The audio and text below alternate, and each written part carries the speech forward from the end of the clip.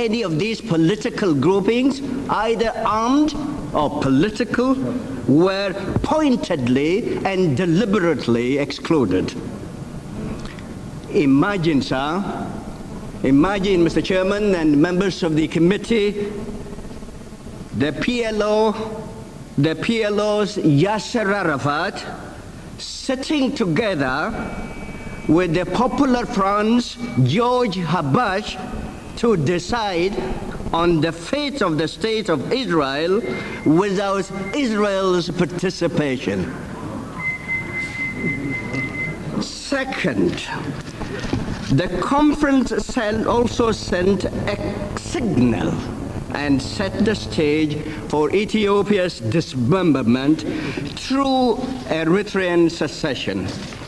It was a blow, a dagger blow, aimed at the very heart of the integrity of the Ethiopian state system and a serious threat to the integrity of the African political order. It's no wonder that the decision outraged millions of Ethiopians all over. One cannot overstress the deep-seated, instinctive, and fierce resolve of all Ethiopians to preserve their national unity and independence. That unique independence had been defended by fierce resistance to no less than 8 foreign invasions, and that had forged a consciousness and pride of national unity and culture found nowhere on the continent of Africa.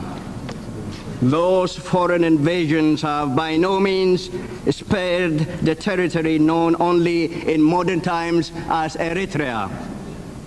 In fact, of the 8 invasions from the south, the west, and the south, and the north have involved Eritrea. This was scarcely surprising. For centuries, it was the political and the cultural center of Ethiopia, with the capital at Adulis, symbol of the independence which others, even before the colonial period, sought to suppress.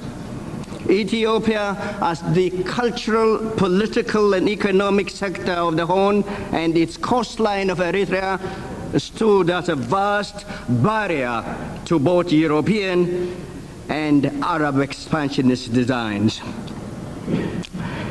That the people of Eritrea had, through a process of self-determination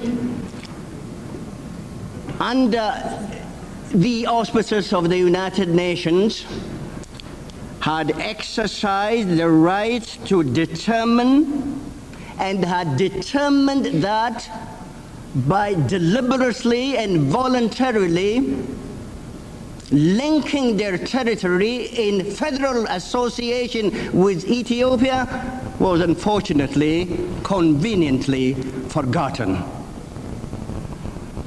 Any future decision on Eritrea, Mr. Chairman and members of the committee, I would assure you,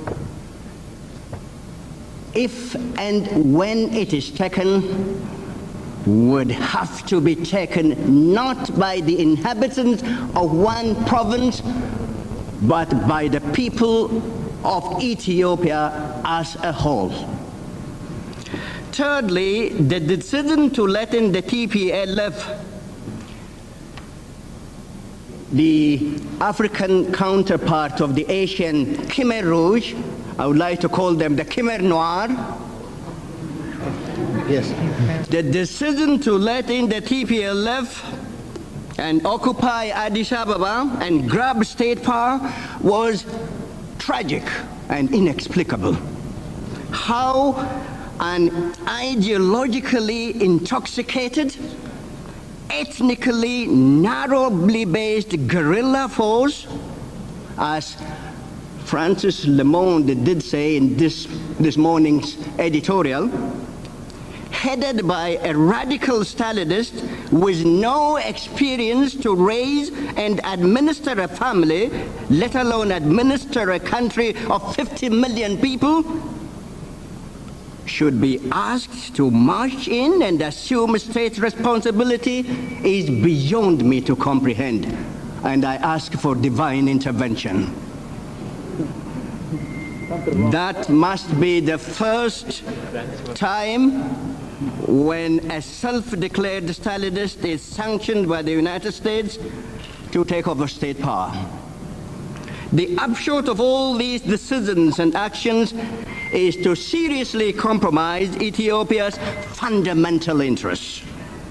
And the country is saddled now with a Stalinist regime which is just as repressive as Mengistu Haile Mariam's. But whatever has happened, Mr. Chairman, has happened in London. And it is time to correct mistakes and move on.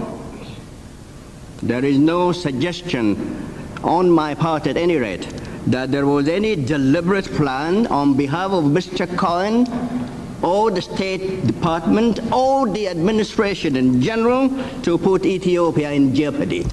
That has never been suggested.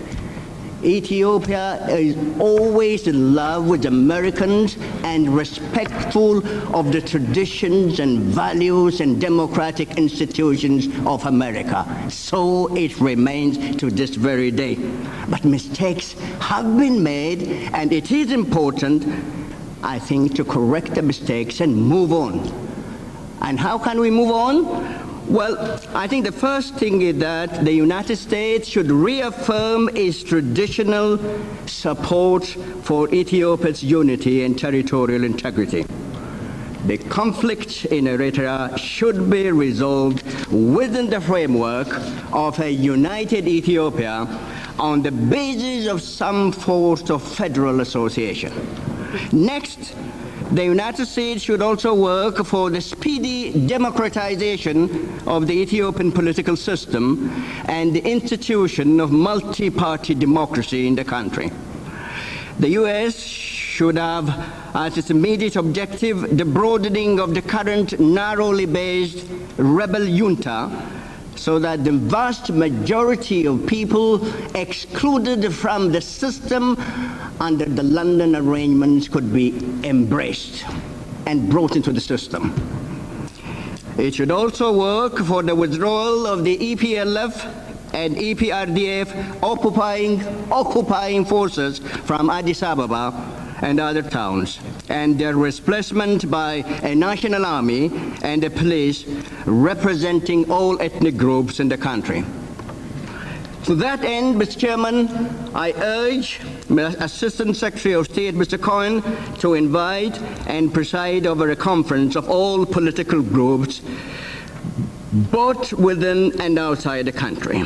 I particularly urge him to invite the coalition of Ethiopian democratic forces, which enjoys wide support in Ethiopia. The Ethiopian people love and respect and admire the American people. The United States is the only country with the political moral stature to usher in democracy in Ethiopia and help defend it against dismemberment. I therefore ask members of the committee, I also ask the administration, in particular the State Department, to reconsider the decisions taken and the actions taken in London and bring about an orderly transfer of power from this tiny, tightly knit group of a military junta to a broadly based representative government in Addis Ababa with the unity and territorial integrity of the country intact. I thank you very much, Mr. Chairman. In a referendum, they will have a number of alternatives to options to review before they make a decision on the ballot, so to speak. There'll be these 4 options before them. Right. Yeah. Mr. Wolde, you want to comment on the need for referendum or the request for referendum in Eritrea? Yes, sir. Thank you very much. I believe there is no need for any referendum. The reason one wants to have a referendum is to know the wishes and aspirations of the Eritrean people.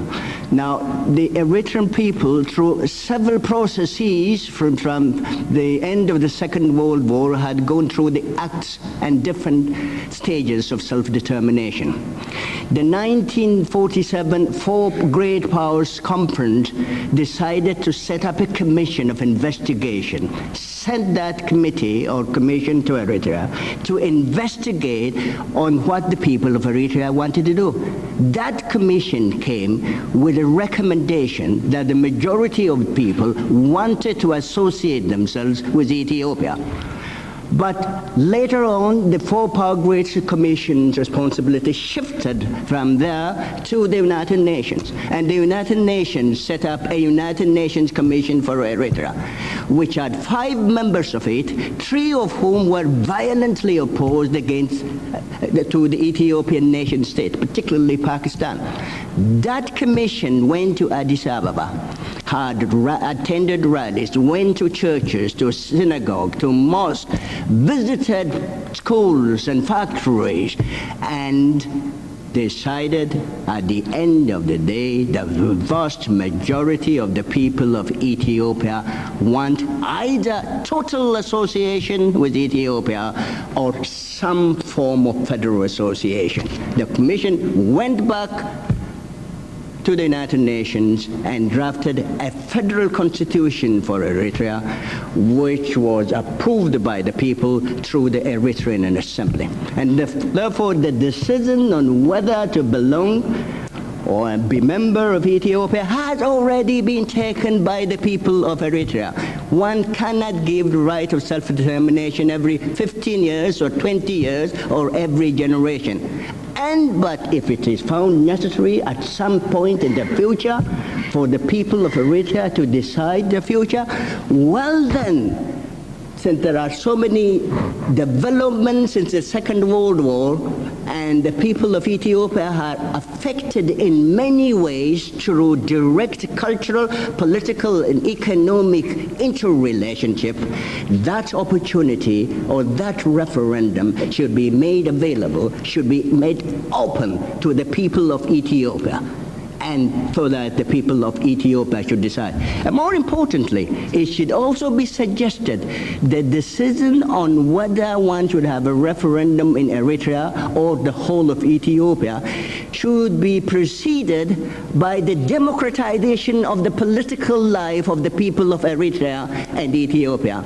Because if a referendum were to be held today, now in Eritrea, it will be held under the totalitarian control of the Eritrean People's Liberation Front, which is a totalitarian organization with all the nomenclatura of communist organizations elsewhere in Europe, in Eastern Europe. It had its cells in factories, in towns, in villages, and schools.